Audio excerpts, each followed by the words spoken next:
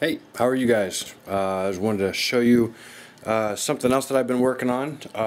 Tony with rchelp.com gave me plans for a trainer type plane that he actually has available for free download on his website.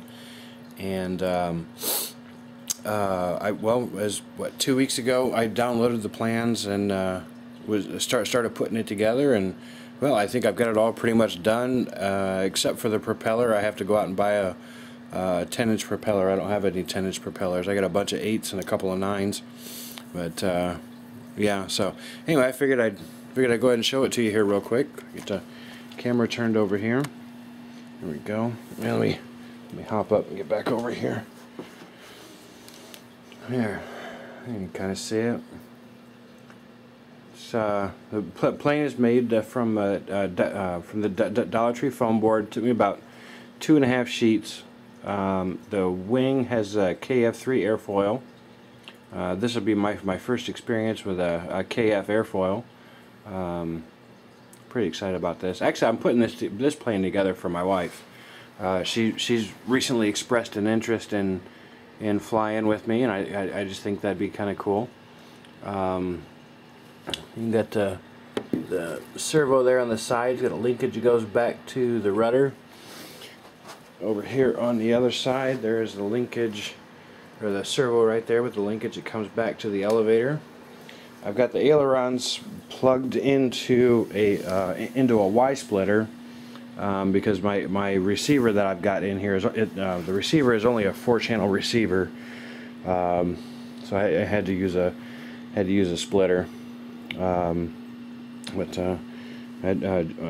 Just a couple minutes ago I got my motor put on there. I checked the CG on this thing, and the way it sits right now, again, I don't have the propeller on here, but the way it sits now, when I put my fingers here at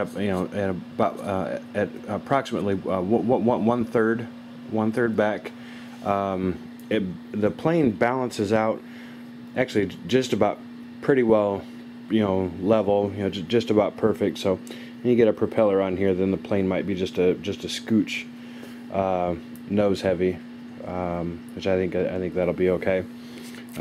Here in the front, got a little hatch here that I can get to the wires to connect the motor to the ESC. See my battery down in there.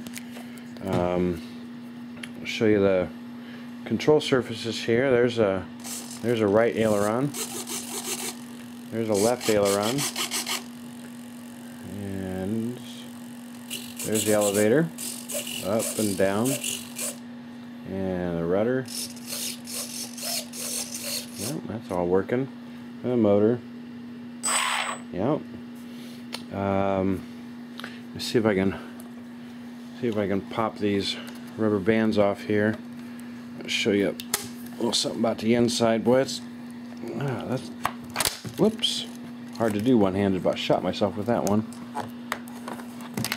There we go. Just have a couple of bamboo skewers here to attach the wing.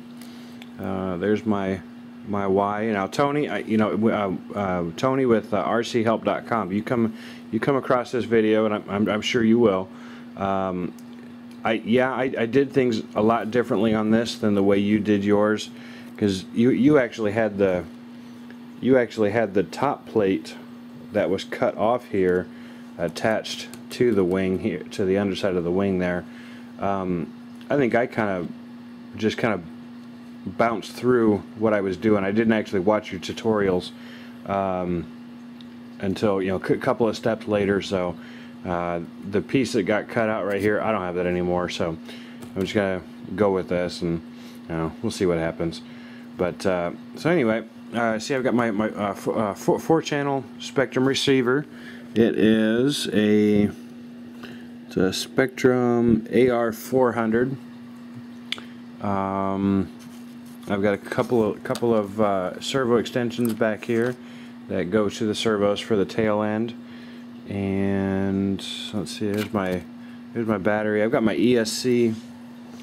Let's see, my ESC is right down there. I don't know if you guys can see that, but that's where that is. And there's my 2 servos underneath the wing. I did, if you look here, I cut a slot here in the wing that way I could recess the wires in there, and I kind of gouged that out right there so I could bury the connector for the Y connector. And the reason why I did that, it was kind of a brain fart. The way I'm going to just run this plane is that if for whatever reason you have to disconnect the wing from the plane, we'll just disconnect this from the aileron port on the receiver, because I put the servos dead center of the actual aileron control surface. The control surface came out to be about 18 inches, so I put the control horns at 9 inches on both sides, and then the servo sits just off center, so that the linkage is right in the center.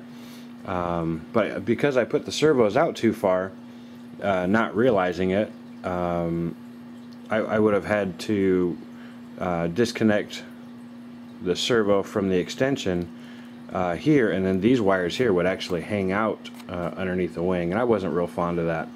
So I just chose to gouge that out and bury the connectors in there, and I put some packing tape over that to keep the wires in there, keep the connectors in there, and I put a little bit of that strapping tape on here on both sides of the where the Y goes in. And I figured that'll be okay. It's really not that big a deal. I did put a piece of elastic here so that I could pop the receiver off and get to that aileron cable relatively easy.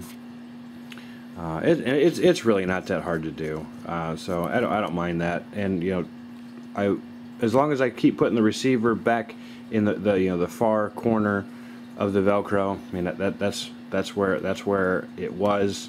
That's where the receiver was when I balanced the plane out. So I'll just keep putting it back there, and hopefully that'll work.